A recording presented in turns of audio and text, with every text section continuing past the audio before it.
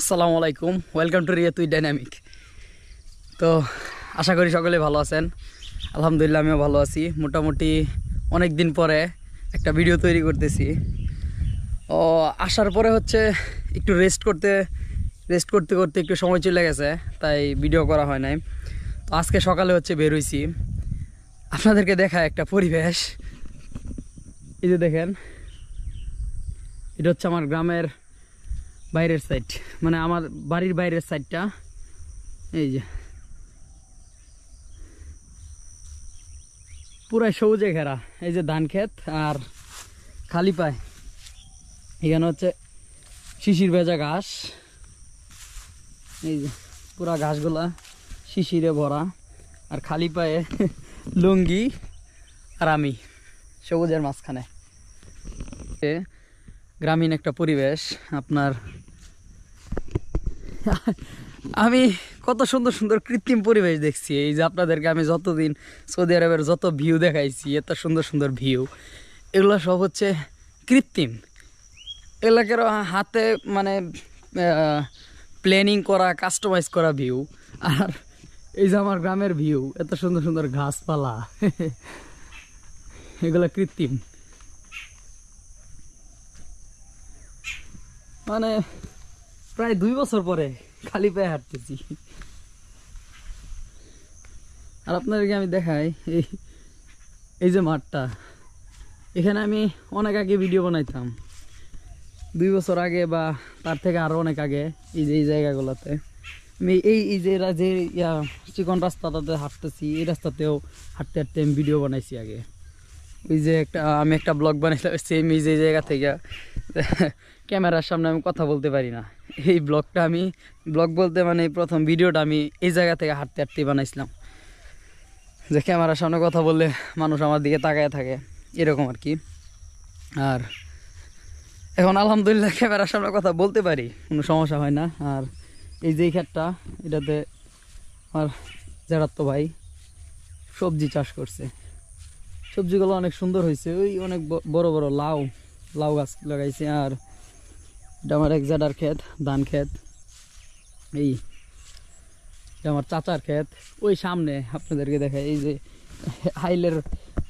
আইলের side দিয়ে হচ্ছে মাসকালাইয়ের ডাইলের গাছ লাগানো আছে, মানে এগুলা ডাইল ছিটায় ফেলাইছে, আর এগুলো ডাইল গাছ হয়ে গেছে। এই যে ধান গাছগুলোতে শিশিরের পানি জমে আছে, এই যে এগুলোতে। মানে যারা গ্রামে বাস করে আর কি, তারা জানে যে এই সকাল সকাল এই ধান ক্ষেতের আইলে দিয়ে হাঁটলে কাপড় পুরা ভিজে যায়। মানে এই যে এখন আমার প্রায় উরু পর্যন্ত আছে ধানের গাছের উচ্চতা, এই পুরা উরু পর্যন্ত ভিজে যাইতেছে। তবে এটা একটা অন্যরকম অনুভূতি, গ্রামের মাঝে হাঁটা, খালি পায়ে ঘাসের উপর দিয়া। এই যে পুরা আমার পর্যন্ত ভিজে গেছে গাছের পানিতে। প্রায় 2 বছর পরে এই যে আজকে ধান খেতের আইল দিয়ে হাঁটতেছি। আগে মূলত হচ্ছে আমার প্রত্যেক দিন সকালবেলায় আমি এরকমভাবে বাইর হইতাম, হাতে ব্রাশ নিয়ে কিংবা নর্মালি এমনি বাইর হইতাম আর কি, ধান খেতের দিয়া ধান খেতের আইল দিয়ে হাঁটতাম। আর এই আইল দিয়ে আমার হাঁটা হইতো দৈনিক একবার। এই যে এই আইল দিয়া কারণ হইতেছে আমি এই যে এখানে জায়গাটা খালি জায়গার, যেটা এই জায়গাটাতে আমি সবজি চাষ করতাম। এখানের ভিডিও আছে আমার, যদিও অনেক আগের। এই যে এখানের ভিডিও, এই জায়গাটাতে আমি সবজি চাষ করতাম।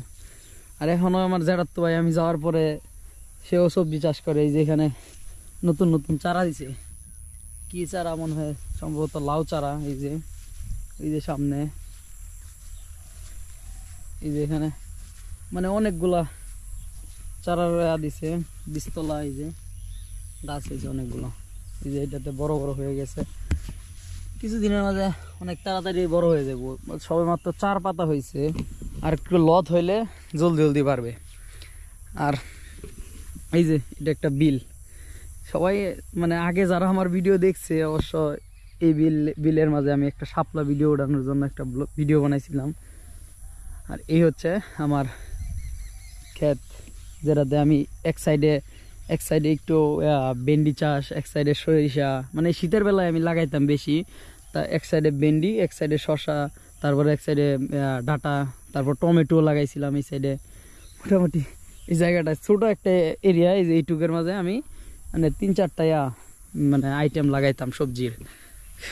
তো ভালো ফলনও হইতো, মানে নিজের বাড়িতে খাওয়া প্লাস নিজের কাছে ভালো লাগতো যে একটা আমি লাগাইছি, পরে এই গাছগুলা হয়েছে। তারপর প্রত্যেকদিন সকালে দেখতে আইতাম, আপনাদেরকে দেখাই।